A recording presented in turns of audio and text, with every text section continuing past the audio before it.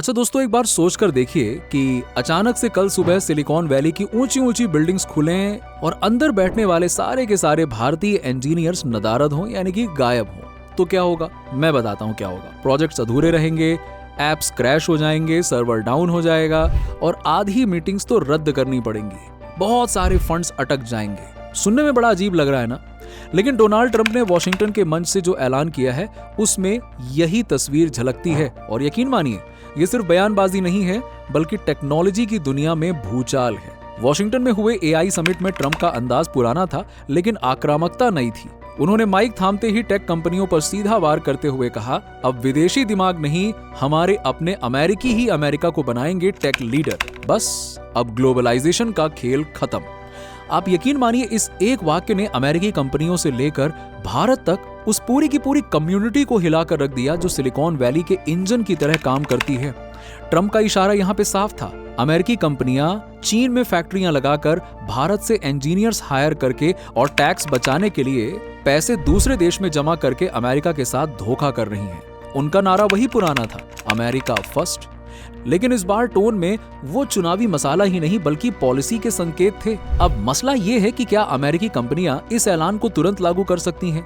बाजार के विश्लेषक मानते हैं कि ये सब कुछ इतना आसान नहीं है। टेक सेक्टर में भारत की पकड़ इतनी गहरी हो चुकी है कि उसे एक झटके में हटा देना वैसा ही है जैसे कार से इंजन निकालकर उससे रेस जीतने की उम्मीद करना। जी हाँ, देखिए 2025 की नैस्कॉम की रिपोर्ट बताती है कि भारत हर साल करीबन 15 लाख इंजीनियर्स तैयार करता है। इनमें से बड़ी संख्या सीधे अमेरिका के हब कैलिफोर्निया, न्यूयॉर्क, टेक्सास इनकी ओर बढ़ती हैं, जहां वो software development, cyber security, AI, data science और क्लाउड इंफ्रास्ट्रक्चर में रीढ़ की हड्डी की तरह काम करते हैं। और ये सिर्फ स्किल का मामला नहीं है, यहाँ कॉस्ट भी एक बड़ी फैक्टर है। US bureau of labour statistics के मुताबिक अमेरिका में एक टेक डेवलपर को औसतन 100 से 130 डॉलर प्रति घंटा मिलता है, जबकि भारत के इंजीनियर्स 20 से 50 डॉलर प्रति घंटे के हिसाब से बेहतर क्वालिटी में काम करके दे देते हैं। सस्ता हुआ ना? और महज सस्ता होना ही वजह नहीं है।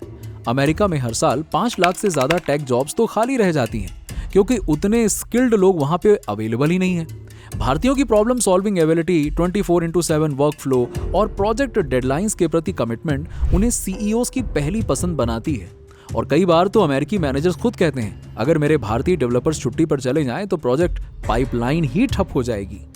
इसके पीछे एक बड़ी सच्चाई ये है कि अमेरिका में हाई एजुकेशन बहुत महंगी है। एक औसत कंप्यूटर साइंस की डिग्री की लागत ही इतनी है कि कई स्टूडेंट इस राह पर चलते ही नहीं है। वो कहते हैं, कौन पढ़े, इतना महंगा है। पिछले दशक में कंप्यूटर साइंस और इंजीनियरिंग में अमेरिकी स्टूडेंट्स की एनरोलमेंट घट रही है, जबकि भारत में हर मोहल्ले में एक नया कोडर तैयार हो रहा है। सोशल मीडिया, स्ट्रीमिंग और प्लेजर बेस्ड लाइफस्टाइल ने भी एक पीढ़ी को टेक स्किल से दूर कर दिया है।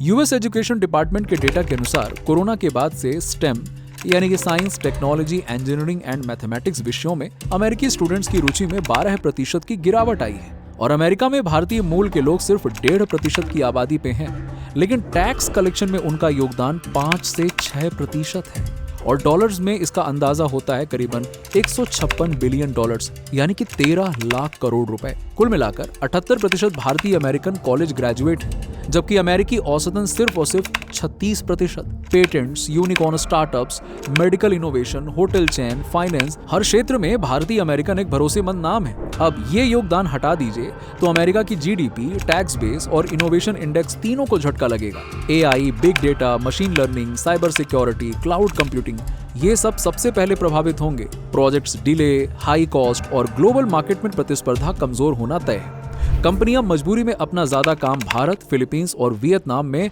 ऑफशोर करेंगी। उनके पास कोई ऑप्शन ही नहीं है, क्या करेंगे? हार्वर्ड बिजनेस रिव्यू की स्टडी बताती है कि पिछले 3 साल में अमेरिका की टॉप 100 टेक कंपनियों में से 52% ने अपना ऑफशोर बैकएंड भारत में बनाया है। एक अमेरिकी सीईओ का ऑफ द रिकॉर्ड बयान इसे और साफ करता है, if 40% of my Indian coders quit, my quarterly targets vanish into the air. Simple सी बात है ना? अगर भारत ने पिछले 70 सालों में सिलिकॉन वैली जैसे स्टार्टअप इकोसिस्टम और विश्व स्तरीय यूनिवर्सिटीज बनाई होती तो ये टैलेंट हमारे अपने जीडीपी ग्रोथ में लगता। लेकिन अभी हालात ये हैं कि दिमाग वहीं जाता है जहां माहौल बेहतर है और रिटर्न ज्यादा हो। महंगे ट्यूशंस, इनइक्वालिटी, ड्रग और सोशल मीडिया डिस्ट्रैक्शंस और मल्टी कल्चरल डाइवर्जन, इन सब ने अमेरिकी युवाओं में टेक करियर की भूख कम कर दी है। 90s और 2000s में जो क्रेज सॉफ्टवेयर और इंजीनियरिंग के लिए था, अब वो शिफ्ट होकर फाइनेंस, आर्ट्स और बिजनेस में चला गया है। इसके उलट भारत में अभी भी हर घर में एक इंजीनियर बनने का सपना पल रहा है। माना कि ट्रम्प की पॉलिसी का इरादा घरेलू नौकरियों को बढ़ावा देना है, लेकिन टेक्नोलॉजी पासपोर्ट से नहीं, पैशन और स्किल से चलती है। बाजार वही जाएगा जहां क्वालिटी और डिलीवरी पक्की हो। अब अगर उधर अमेरिका के दरवाजे बंद हुए तो कंपनियां इधर भारत में ऑफिस खोलने लगेंगी। कंपनियां थोड़ी ना अपनी जेब से पैसे लगाकर काम करेंगी, और ये ट्रेंड पहले ही दिख रहा है। गूगल, माइक्रोसॉफ्ट, एप्पल, अमेजन सब के सब भारत में बड़े डेवलपमेंट सेंटर खोल रहे हैं, और 2025 में अमेरिका से बाहर इन कंपनियों के आधे से ज्यादा टेक एम्प्लॉय भारत में हैं, और ये अनुपात बढ़ ही रहा है। इस बदलाव से अमेरिकी अर्थव्यवस्था पर दबाव आ सकता है। टैक्स कलेक्शन में गिरावट, विदेशी निवेश में कमी और टैक्स सेक्टर के ग्लोबल लीडरशिप पोजीशन पर संकट। साथ ही क्वालिफाइड स्टूडेंट्स और इन्वेस्टर्स अमेरिका के बजाय दूसरे देशों का रुख कर सकते हैं। ट्रम्प की पॉलिसी लागू हुई तो शॉर्ट टर्म में शायद अमेरिकन हायरिंग रेट बढ़ जाएगा, लेकिन लॉन्ग टर्म में टेक इंडस्ट्री की इंटरनेशनल लीडरशिप डगमगा सकती है। विदेशी निवेश घट सकता है, टैक्स बेस सिकुड़ सकता है और अमेरिकन इनोवेशन का टाइटल हिल सकता है। टेक्नोलॉजी की दुनिया बॉर्डर नहीं मानती। जो ब्रेन जहां बेहतर काम करेगा वहां जाएगा। अमेरिका को अगर टॉप पर रहना है तो उसे ग्लोबल टैलेंट को अपनाना ही पड़ेगा। सिर्फ झंडे दिखाने से बात नहीं बनती है। अमेरिका के लिए चुनौती है अमेरिका फर्स्ट को लागू करते हुए भी वो अपने इनोवेशन इंजन के ईंधन को खत्म ना करे। और ये बिल्कुल आसान नहीं है, मैं सही बता रहा हूँ, क्योंकि आज की दुनिया इंडिपेंडेंट है, जहां कोई भी देश ऐसा नहीं कह सकता कि नहीं बस अब हमें दूसरे किसी देश की जरूरत नहीं है। बस अहंकार के चलते कुछ लोग इसे समझने में गलती कर देते हैं, और इसका बहुत बड़ा खामियाजा उन देशों के लोगों को और वहां की मार्केट और इंडस्ट्रीज को उठाना पड़ता है। कंपनी का प्रोडक्ट पासपोर्ट नहीं पूछता, उसे बस परफेक्ट काम चाहिए। और यही वजह है कि टेक्नोलॉजी का असली सरहद दिमाग है, नक्शे की लकीर नहीं। इसे ट्रम्प साहब जितना समझेंगे उतना अच्छा होगा। तो दोस्तों, कैसा लगा आपको हमारा ये वीडियो? कमेंट सेक्शन में कमेंट करके बताइए। हाँ, अगर आप हमारे चैनल पर पहली बार आए हैं तो चैनल को सब्सक्राइब जरूर करें और बेल आइकन के बटन को दबाएं। आपका ये छोटा सा काम हमारे चैनल की रीच को बढ़ाने में मदद करेगा और हमारे मोटिवेशन को बनाए रखेगा। धन्यवाद।